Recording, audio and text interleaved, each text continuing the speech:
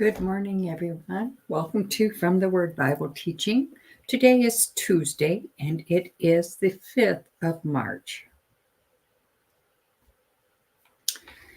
And we're glad to have you here. So welcome. All right. So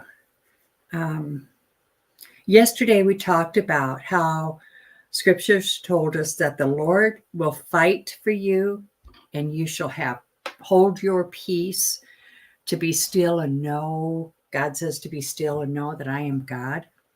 We're going to kind of flow out of that. Today, we're going to talk about rehearsing your victories. Okay? How often do we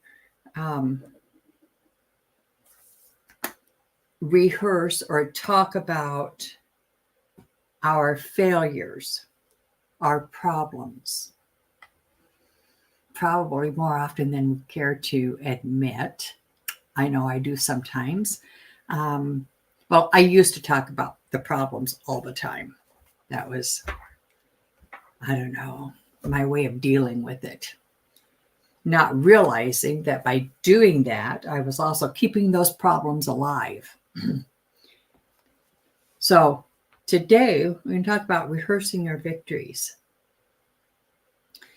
When problems arise, when things start coming up, when another unexpected bill comes in, then you go, oh, shoot, I got this bill and this bill and this bill and this bill, and I got to get groceries and I got to put gas in the car, and my kids need shoes, and tuition is due, and blah, doctor, blah, blah, blah, blah, blah, blah, blah. And it just gets you into this position of fear. I don't fear. I'm not afraid. Okay. Are you worrying about something? Are you concerned? Do you have cares about something? Do you have a little anxiety about something? Is there some easiness or some apprehension? Those are all fear-based. Those are other words for fear. Okay. So, and fear will keep you from rehearsing your victories. So when another bill pops up, or something happens to your vehicle or your refrigerator, and it's, shoot, I got to get that fixed now. Start thinking about the things that God's already done for you. Start thinking about maybe the last time your car broke down, or maybe just needed an oil change, or maybe needed new tires. It doesn't have to be a breakdown, but something else that you have to pay for. How many times in the past has God come through for you financially? Start thinking about those things. That will help you focus on the fact that God will continue to come through for you financially. How many times has God healed you of something, delivered you out of something? Instead of talking about the issues, the new issues that come up, or even the persisting ones, start rehearsing in your head and speaking out. God healed me of this and this and this and this. When I talk to people who need healing, the first thing I do is tell them, God has healed and delivered me from cancer, 2 stage 4 diagnoses, from arthritis, fibromyalgia, diverticulitis,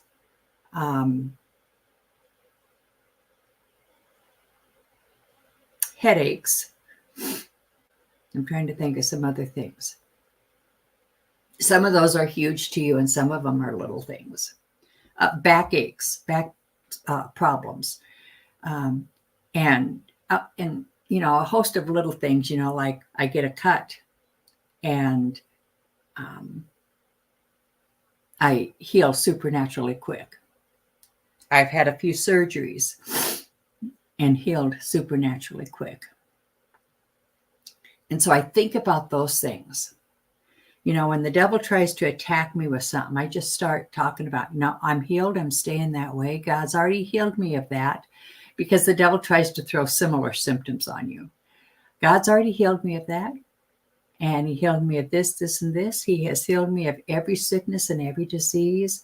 And then I started thinking about the things that I dealt with personally. And then I also will start thinking about the things that I've seen other people deal with. I've seen with my own eyes, and been a part of people coming out of wheelchairs and people laying down their canes and their walkers. People, if you have, I dealt with back issues. It's been a long time ago, but I dealt with them. And to be able to then pray for people, because I know God healed me of my back pain, of the pain that I had in my back and the thing that was causing that. He healed and delivered me. So I can go out and I can tell people, God healed me of that similar thing. And now I'm going to release the kingdom into you, and your healing will happen. And they'll tell me, go do something you can't do. Headaches, whatever it is, use those things that God has delivered you out of, those things that you've gained victory in. Use it as a weapon against the enemy, and use it to help free people. But it will also keep your mind stayed on the Lord instead of the problems.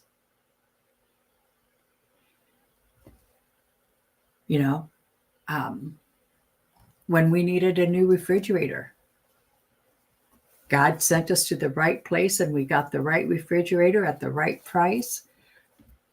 When we needed a different vehicle, God sent us to the right place at the right time, and the vehicle was there. When we need, finances for something, he comes through. When we need issues with our kids taken care of, he comes through. I can think of the years that he kept my eldest son safe before he brought him back home. I think of my youngest son. He was in a vehicle accident, thrown from the vehicle, and how God yes, he ended up in the hospital, but God protected his life. And I mean, he was thrown through the window of a vehicle. The window was open, but he was thrown. And where he landed in the ditch was between a fence and a metal post that stuck up out of the ground. And he hit so hard that it marked his back with the grass. The blades of grass marked his back. Had he been like this far to one side, he would have landed right on that post. And if he had went, like this far to the other side, he would have landed on the fence or the fence post. It was precise placement, if you would. And he had a broken collarbone, and how quickly God healed that. I can think of all different kinds of things in the healing realm with just my own personal family. And then when I go outside my personal family to friends and other outside family members, and just acquaintances, people I got to know while visiting with them somewhere, and all the things, that God has done. And that gets me to help secure that knowledge and understanding that God heals. He's did it. We just have to release it. He's provided for all of my need. So I have to, when I have a need, I think about all the other times that's been met, whatever kind of need it is. When I'm going through a time where it seems like just, little things are nitpicking at me, and I think of things that cause me to remember his joy, and other times where I could have been upset, mad, or angry, worried, or concerned. And I think of those things, and it keeps my mind focused then on Him. So rehearse your victories, not your failures, not your mess ups. Rehearse your victories. And don't worry, don't have anxiety, don't have cares about it, don't have concerns about it, don't be agitated or apprehensive or nervous, don't have that easy feeling that makes you, just, okay, Lord, remind me of my victories in this kind of situation. And then you will gain the victory in whatever it is you're facing at the moment. Okay. All right. Well, I hope this has encouraged you to look at, and I'm not just saying, oh, be positive, be positive, be positive. I'm not just saying that. I'm saying to not dwell on failures or problems. You dwell on the victories, you rehearse your victories, you remember your victories, and you dwell on the word of the Lord and what He says. And you will see the victory in that situation that you're in at the moment.